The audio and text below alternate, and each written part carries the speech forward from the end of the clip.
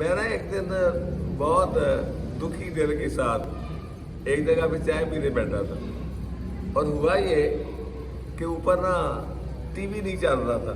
तो मैंने उसे कहा, यार रोज तो खबरें सुनाता है, आज खबरें नहीं सुनाई।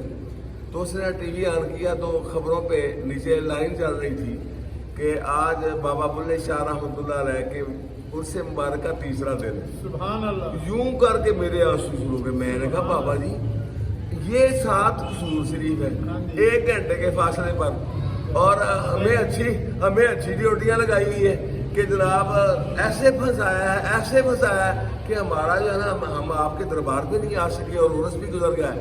बस ये कहना था, यही कैफियत मुझ पे तारी रही।